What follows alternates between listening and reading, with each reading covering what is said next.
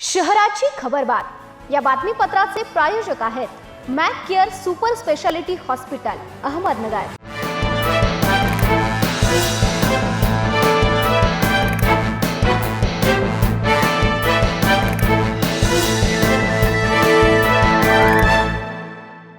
प्रेक्षकांनो नमस्कार, मी निर्जला। न्यूज 24 सह्याद्री मध्ये तुमचं स्वागत। तर पाहूयात अहिल्यानगर शहरातील महत्त्वपूर्ण बातम्यांचा आढावा शहराची खबरबातमध्ये। आमदार संग्राम जगताप यांनी धीरज परदेशी हत्या प्रकरणाचा तपास वेगळ्या दिशेने जात असल्याचा आरोप केलाय। मुख्य आरोपी अद्याप फरार असून पोलिसांकडून आरोपींना भय दिले जात असल्याचा दावा त्यांनी केलाय। अप्पर पोलीस अधीक्षक वैभव कलबुर्मे आणि पोलीस उप अधीक्षक दिलीप टिपरसे यांच्यावर हिंदुत्ववादी कार्यकर्त्यांना त्रास देत खोटे गुन्हे दाखल केल्याचा आरोप करण्यात आलाय। मुख्यमंत्र्यांनी या प्रकरणाची तातडीने दखल घेऊन उच्च पदस्थ अधिकाऱ्यांकडून तपास करावा अशी मागणी जगताप यांनी केली आहे। तसेच खटला फास्ट ट्रॅक कोर्टात चालवून चांगला सरकारी वकील द्यावा अशी मागणी त्यांनी केली आहे। धीरज परदेशी यांच्या पत्नीला सन्मानजनक शासकीय नोकरी मिळावी यासाठी मंत्र्यांचीही भेट घेणार असल्याचं संग्राम जगताप यांनी सांगितलंय। MIDC परिसरातील साईबन उद्यान भागात एका तरुणाला बोलावून घेत त्याला लाथाबुक्क्यांनी बेदम मारहाण करून त्याच्या गळ्यातील सोन्याची साखळी बळजबरीने हिसकवल्याची घटना समोर आली आहे। या प्रकरणी MIDC पोलीस ठाण्यात 3 अनोळखी इसमांविरुद्ध जबरी चोरीचा गुन्हा दाखल करण्यात आलाय। मिळालेल्या माहितीनुसार आदेश नंदकुमार चिमटे हा तरुण शिक्षण घेतो। त्याला 3 अनोळखी इसमांनी संगनमत करून साईबन उद्यान परिसरात भेटण्यासाठी बोलावून घेतलं होतं। तो तिथे पोहोचताच संशयित आरोपींनी आदेशला अकारण शिवीगाळ करत लाथाबुक्क्यांनी मारहाण करण्यास सुरुवात केली। तसेच जीवे मारण्याची धमकी देखील दिली आहे।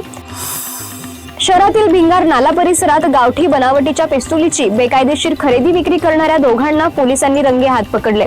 स्थानिक गुन्हे शाखेच्या सतर्कतेमुळे ही कारवाई करण्यात आली असून दोघांना बेड्या ठोकण्यात आल्यात। स्थानिक गुन्हे शाखेचे पोलीस अंमलदार किशोर बाबासाहेब शिरसाट यांनी या प्रकरणी कॅम्प पोलीस ठाण्यात फिर्याद दिली आहे। त्यांच्या फिर्यादीवरून भारतीय हत्यार कायद्यानुसार गुन्हा दाखल करण्यात आलाय। या कारवाईत विकास कमल यादव आणि ओंकार अनिल शिंदे या 2 आरोपींना अटक करण्यात आली आहे।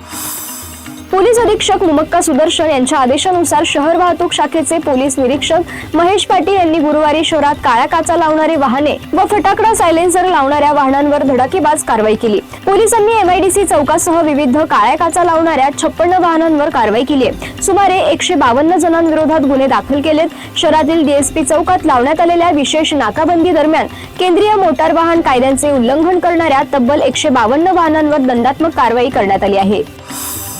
5 दिवसीय बँकिंग आठवडा लागू करण्याच्या प्रलंबित मागणीकडे सरकारचे लक्ष वेधण्यासाठी युनायटेड फोरम ऑफ बँक युनियन्सच्या देशव्यापी अहवालानुसार अहिल्यानगरमधील बँक कर्मचाऱ्यांनी निदर्शने केली आहेत। प्रोफेसर चौक येथील युनियन बँकेसमोर झालेल्या या निदर्शनांमध्ये शहरातील सर्व बँकांमधील बहुसंख्य कर्मचारी आणि अधिकारी उत्स्फूर्तपणे सहभागी झाले होते आणि विशेष म्हणजे या आंदोलनात महिला बँक कर्मचाऱ्यांचा सहभाग लक्षणीय होता। शहराची खबरबातमध्ये आपण इथेच थांबतोय, मात्र तुम्ही पाहत रहा न्यूज 24 सह्याद्री।